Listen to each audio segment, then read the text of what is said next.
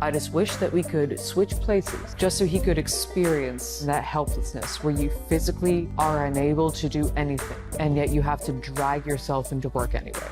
Which side are you on? Which side are you on? Starbucks bosses continue to cope and seethe. Let's put this. It is pretty funny to see. It is pretty funny. To see their. Yeah, there's some stuff that's very serious and some stuff that's very funny. So we'll start off with this thing that's very serious.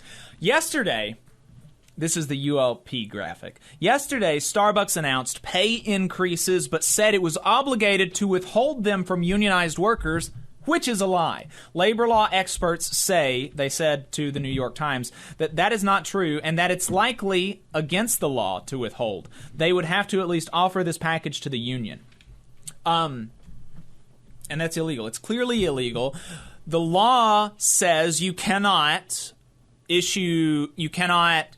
punish for unionizing and you cannot reward for not unionizing. And so giving benefits to stores that are not unionizing is a reward for not unionizing.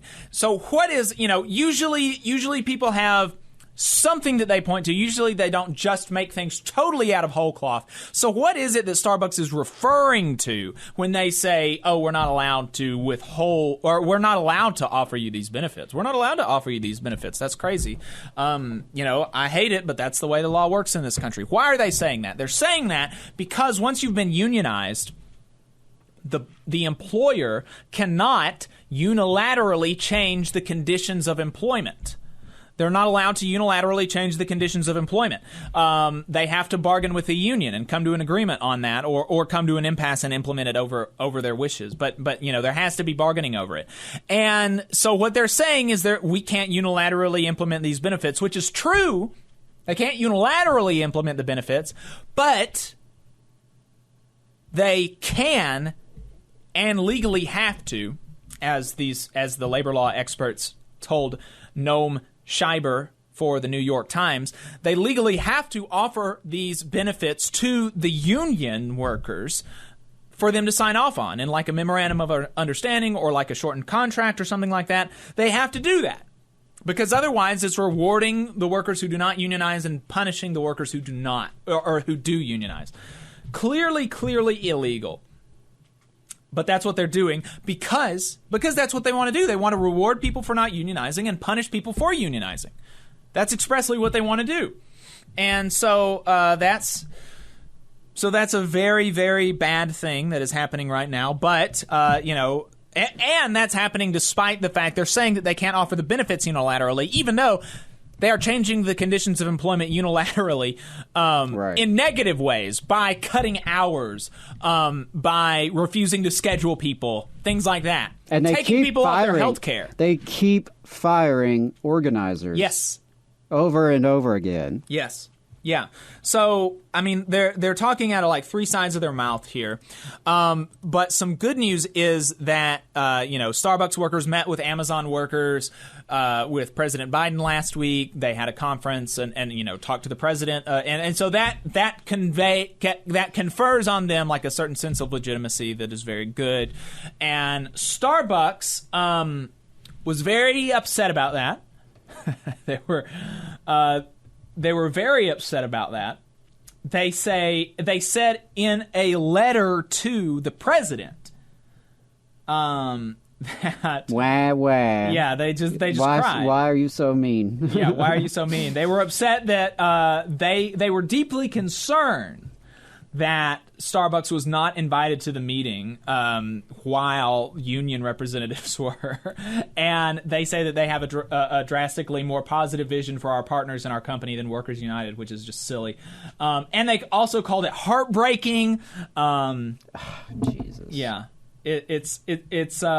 It's great. We love it. Well, from now on, I think we need to write a letter every time these capitalists get their invitations to Congress and the White House. We need our own letter. Yes. Why didn't you invite me? Right. And the guy who wrote that, and I was looking for, and it's a bit of a stretch to include this clip because it's not relevant. But the guy who wrote that letter is also responsible for this absolutely glorious clip. I've been looking for a way to shoehorn this in, and I haven't really found it until I realized that he was the one who wrote this letter. And it's just like, these are the type of people that are trying to withhold basic constitutional rights from these workers, keep them down, keep them being paid less, keep them with no power in the workplace. These are the type of people that are doing that think that they're so much better than us. Play that clip, Adam.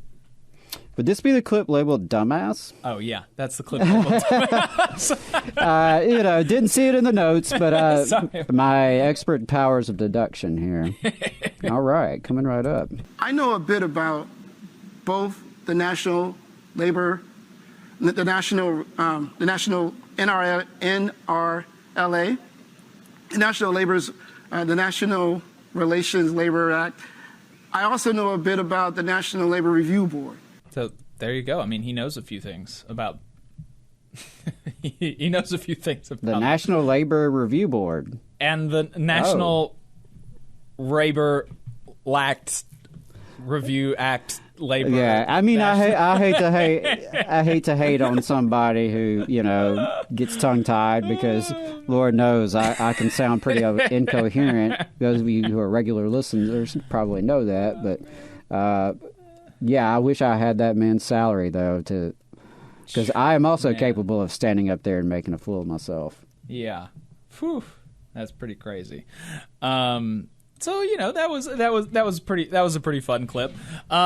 Let's go to some more coping and seething from Howie. Let's play that one. Oh goodness. So when you love something so much, you almost want to do anything to defend it, to preserve it, to enhance it, like you would for your family. And for so many people at Starbucks, this has become their family. And how personal it is. And it is very personal, especially when you have an adversary that's threatening the very essence of what you believe to be true. So that's how he views his own workers, our partners, I should say, partners, because that's the adversary here. He is correct.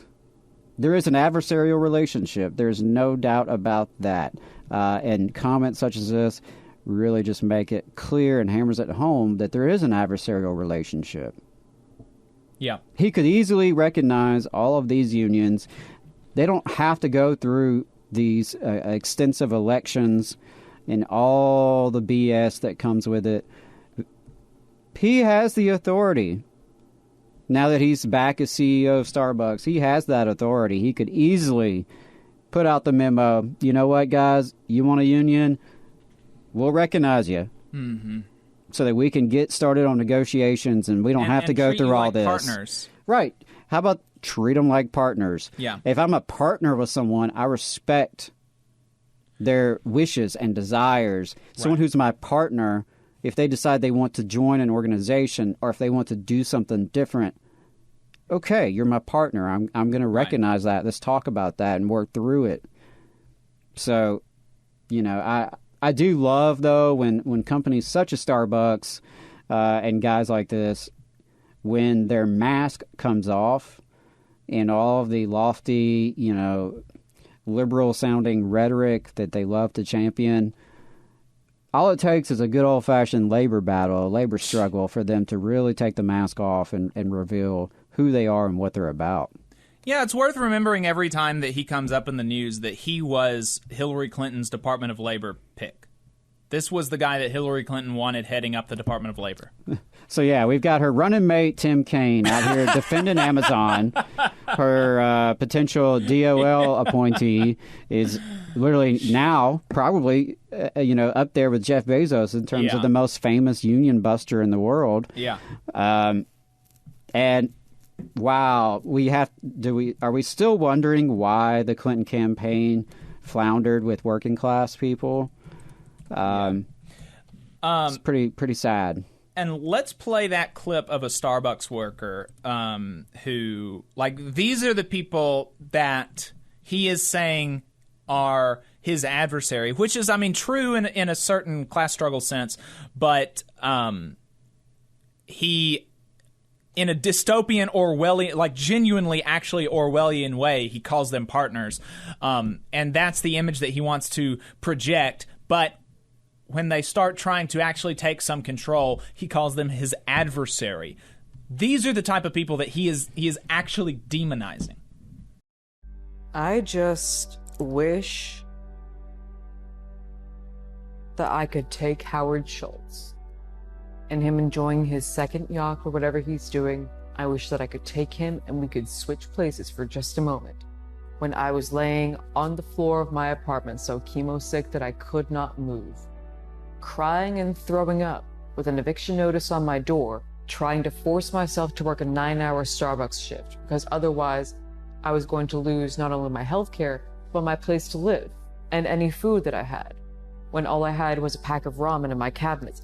I just wish that we could switch places just so he could experience that fear and that helplessness where you physically are unable to do anything and yet you have to drag yourself into work anyway, because if you don't,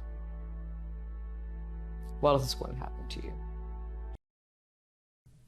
Yeah. Those are the people he's demonizing and considering to be his adversaries. People who just want to go to work, do a good job, get paid well, treated well, and live with dignity. Yeah, and these are the people that, and this was just reported out yesterday, that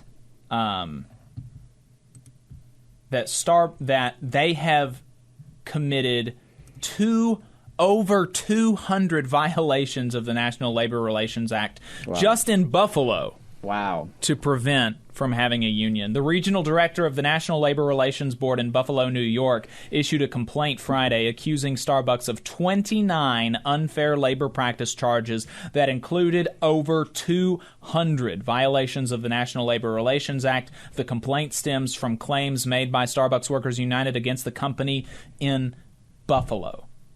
Only in Buffalo. 200 violations of the National Labor Relations Act. How are there even 200 pieces of the... I don't even know how you do that. But right. Starbucks did it. Yeah. Insane.